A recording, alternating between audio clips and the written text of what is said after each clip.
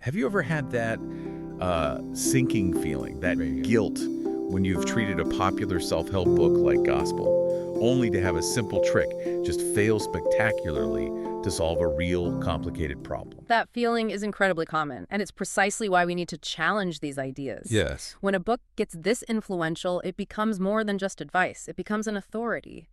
And that authority, well, it has to be earned. We are diving deep today into James Clear's Atomic Habits. It's one of the most transformative books out there, for sure. It has given millions a structure for change. But structures need to be stress tested. Exactly. And to do that, we believe that some books must be challenged. This critique uses a step-by-step critical thinking framework to map claims to evidence. We also apply an intellectual framework, and we use the golden rule and even the U.S. preamble to identify ethical asymmetries. And we'll conclude with a balanced, logical analysis. Right. And for you listening, we want to acknowledge the format you're hearing.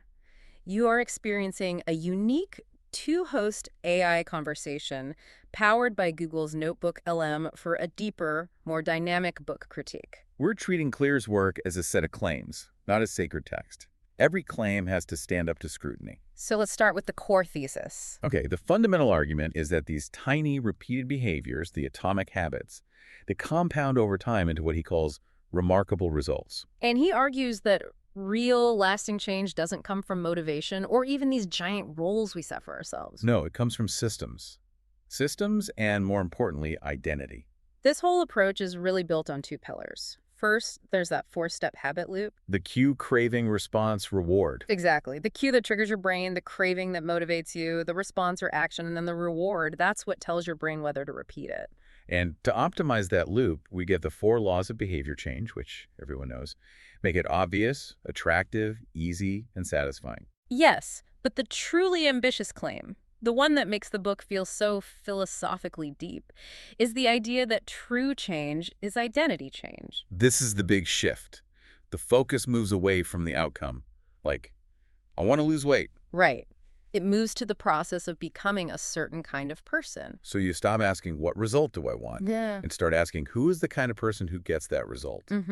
And every tiny action you take is what he calls a vote for that desired identity. I read 1 page of a book. I'm casting a vote for being a reader. It's a very compelling idea. Yeah. And all the tactics he gives, like habit stacking or temptation bundling, they're all designed to lower the friction, to make it easier to cast that vote. But let me just push back on that for a second.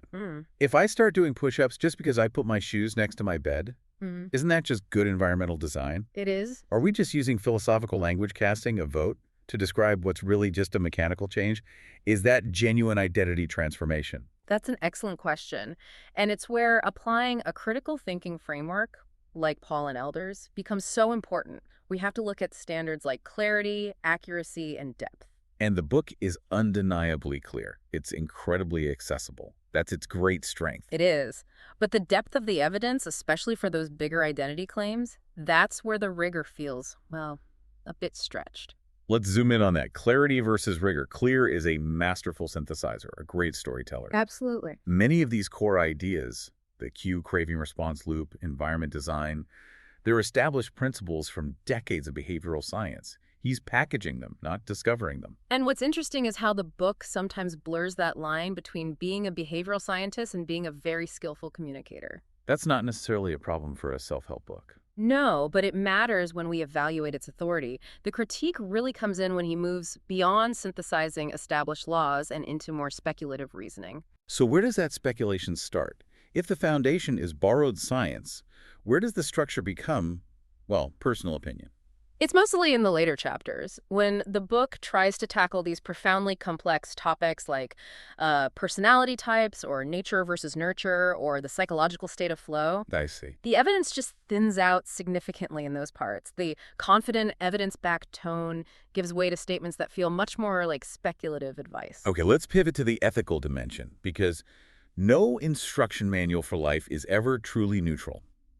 This framework, it feels so positive, but it has a very strong individualist message baked in. It does. The core implication is empowering, right? If you master your systems, you can reshape your life. But the flip side of that, the part that isn't stated, can be dangerous. Exactly. It implies that failure is mostly a personal design flaw, Yeah. something you could fix if you just tweaked your system enough. And when we apply something like the golden rule, treating others as you'd want to be treated, this hyper-individual focus starts to break down. It might encourage compassion for our own struggles. But it can unintentionally justify impatience toward others. That's the ethical asymmetry. When we see someone struggling with, say, poverty or chronic illness or systemic bias, things that are huge structural constraints. And we apply the just change your system lens, we risk becoming incredibly judgmental. Simple habit tweaks can't fix problems that require medical care or major policy changes. Which brings us to social context. The book largely ignores it.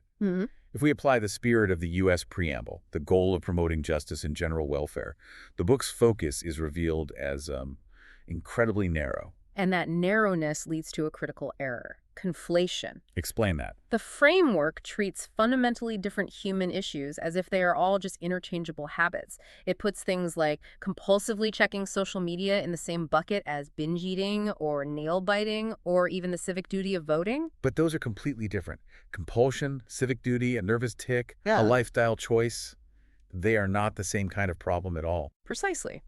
And the danger there is that the tools are brilliant for, say, optimizing a checklist, but they are completely inadequate and potentially harmful when applied to behaviors rooted in clinical issues. So you risk people blaming themselves. Yes. Treating a lifelong struggle with compulsion as just a cue craving problem ignores the need for therapy or medical help. It could lead a reader to think, if I just made my system more satisfying, I'd be cured. And then they blame themselves when it fails. Okay, let's pause right there. This is a perfect spot for a mindful moment because we need to talk about where these tools truly shine, because they are effective. They absolutely are. The 4 laws make it obvious, attractive, easy, satisfying, are extremely useful for modest, low-stakes behaviors.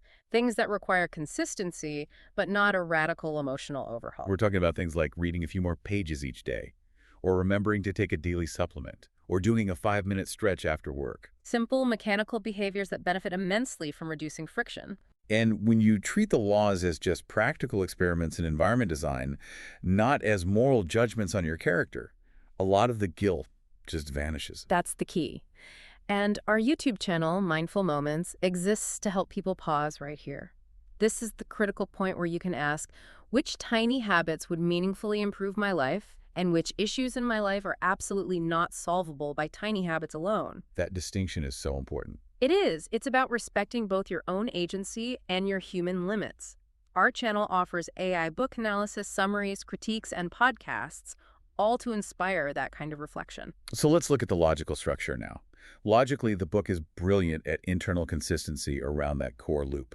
Designing cues, reducing friction, getting a satisfying reward. It is a coherent way to steer behavior. And the identity-first framing is logically sound. It solves a common failure point in self-help. An outcome-only goal like lose 30 pounds can fail because it has no anchor. But an identity-congruent habit built around I am a healthy person, that persists. It's tied to a deeper story you tell yourself. Right. But here's where it gets interesting, where the logical limitations can actually set a reader up for failure. We have to talk about the contradiction around willpower. Yes. Initially, Clear downplays willpower and motivation. He says they're unreliable, that good systems should replace them entirely.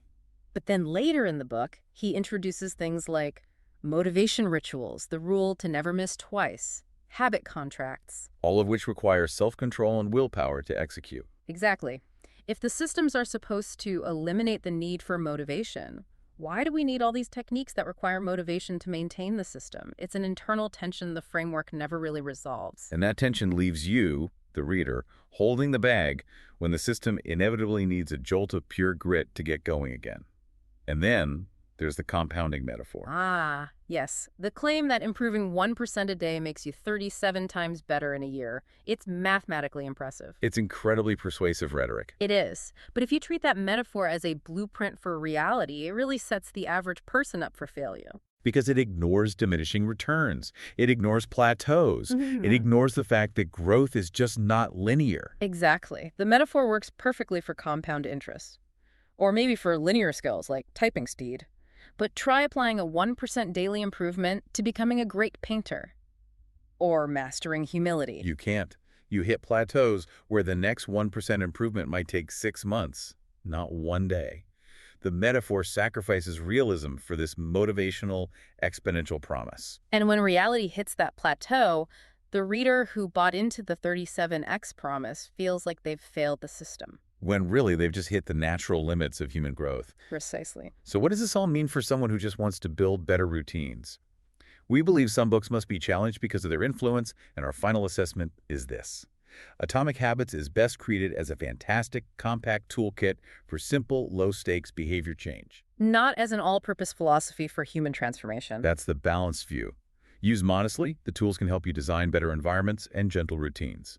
But used absolutistically, without the context of therapy or structural constraints, they risk blaming individuals for incredibly complex problems. And they oversell what tiny changes can truly achieve across the board. This critique, it draws on a broader critical thinking tradition that insists every popular self-help book be tested for clarity, depth, logic, and fairness before you grant it authority in your life. And this systematic and precise critique was built using established frameworks for nonfiction evaluation. Click the link on screen for the in-depth book analysis. Subscribe, share, purchase via link, and think rationally. Like to see the many genre-based book podcasts at Mindful Moments. Subscribe and nourish your mind on the go.